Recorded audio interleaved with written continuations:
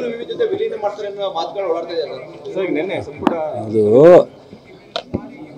ನಮ್ಮ ಸರ್ಕಾರ ಬಂದ ಕೂಡಲೇ ಮೈಸೂರು ಯೂನಿವರ್ಸಿಟಿಗೆ ಇರ್ತಕ್ಕಂಥ ಇತಿಹಾಸ, ಕ್ವಾಲಿಟಿ ಮತ್ತು ಅಲ್ಲಿ ಇರೋ ತಗೊಂಡಂಥ ವಿದ್ಯಾರ್ಥಿಗಳ ಸರ್ಟಿಫಿಕೇಷನ್ಗೆ ದೇಶಾದ್ಯಂತ ಅಥವಾ ಅಂತಾರಾಷ್ಟ್ರ ಮಟ್ಟದಲ್ಲೂ ಸಹ ಅದಕ್ಕೆ ಭಾಳ ವ್ಯಾಲ್ಯೂ ಇದೆ. ಅದನ್ನು ಬೈಫರ್ಕೇಟ್ ಮಾಡಿ ಯೂನಿವರ್ಸಿಟಿ ಗಂಭೀರತೆನೇ ಕಡಿಮೆ ಆಗಿದೆ ಅಂತೇಳಿ ಸಾಕಷ್ಟು ಚರ್ಚೆ ಆಗಿದೆ.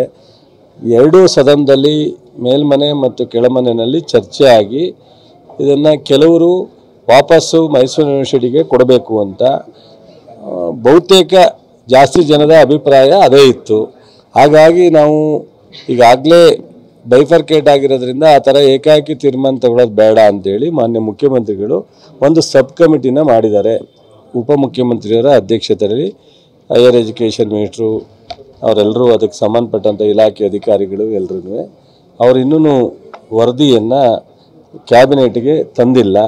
ಕ್ಯಾಬಿನೆಟ್ಗೆ ಬಂದಾಗ ಅವರು ತೀರ್ಮಾನವನ್ನು ಅವರ ಅಭಿಪ್ರಾಯವನ್ನು ಮಂಡಿಸ್ತಾರೆ. ಅದು ಫುಲ್ ಕ್ಯಾಬಿನೆಟಲ್ಲಿ ಚರ್ಚೆ ಆಗುತ್ತೆ. ಅದಾದ ನಂತರ ಅದು ತೀರ್ಮಾನ ಆಗೋದು. ಈಗ ಸದ್ಯಕ್ಕೆ